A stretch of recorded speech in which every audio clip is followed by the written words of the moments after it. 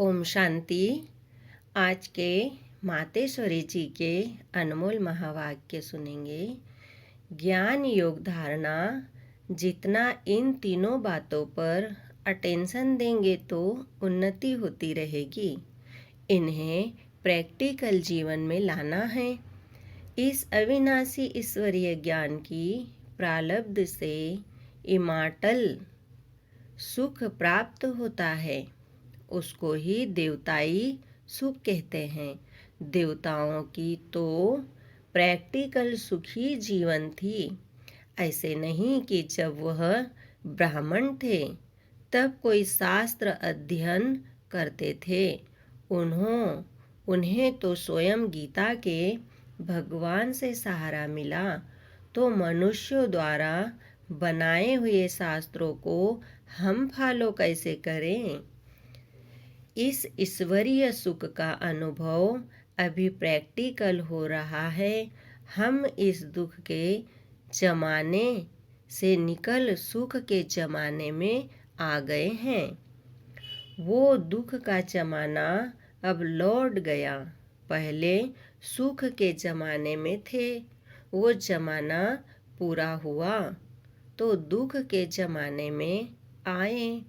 अब फिर से उस सुख की दुनिया में आ गए, जहाँ 21 जन्म सुख में रहेंगे, फिर जल्दी दुख में नहीं जाएंगे, धीरे धीरे उतरेंगे। अब यह गम का जमाना सदा के लिए जा रहा है। अब तो सच्चा अति इंद्रिय सुख होना चाहिए। भल इसमें मायावी विघ्न भी खूब पड़ेंगे, तो भी जिन्हों को यह पूर्ण निश्चय है कि पुरानी दुनिया गुजर चुकी है, उन्हों को गम की लेस नहीं आ सकती।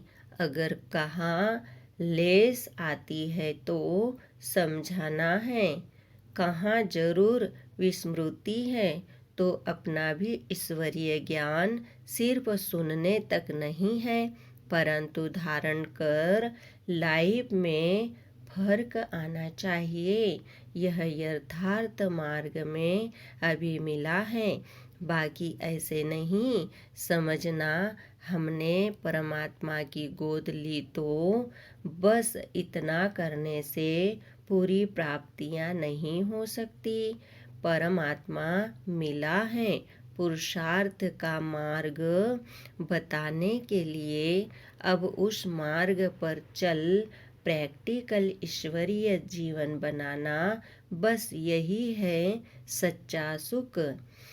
बहुत मनुष्य यह प्रश्न पूछते हैं, जब आत्मा और परमात्मा दोनों अनादि है तो फिर परमात्मा को रचयिता क्यों कहते हैं? परमात्मा को बाप और आत्मा को संतान क्यों कहते हैं? अब इस पर समझाया जाता है, परमात्मा भी अनादि है। यह सारी दुनिया अवश्य मानती है। उसके लिए ऐसा प्रश्न उठ नहीं सकता कि परमात्मा को किसने पैदा किया।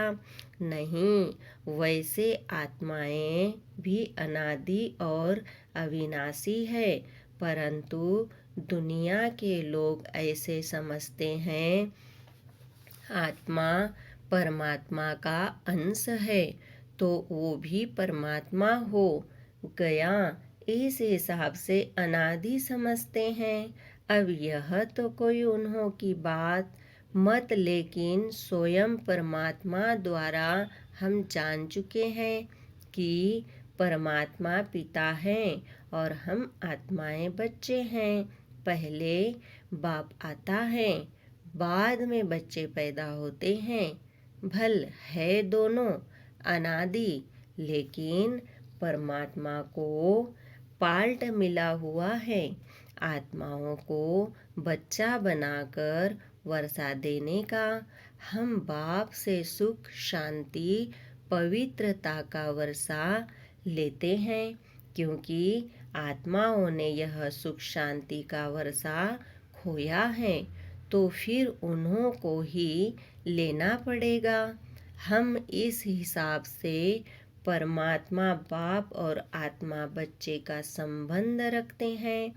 बाकी परमात्मा तो खुद पिता है, वह स्वयं सुख शांति का सागर है। उसके पास फुल नॉलेज है, वो खुद ही दाता है। इस प्रकार से भी हम बाप कहेंगे। जब हम बाप कहते हैं तो जरूर बच्चा भी है। बाप कहने से बच्चा सिद्ध हो जाता है। अगर परमात्मा न होता तो देने वाला कौन होता? जब देने वाला है तभी तो हम लेने वाले हैं। तो दोनों का पार्ट अलग अलग ठहरा। आत्मा परमात्मा का भल रूप एक है, परंतु परमात्मा को नॉलेजफुल कहते हैं। उन्हें रचने का पार्ट मिला हुआ है। आत्माएं उनकी क्रिएशन हैं।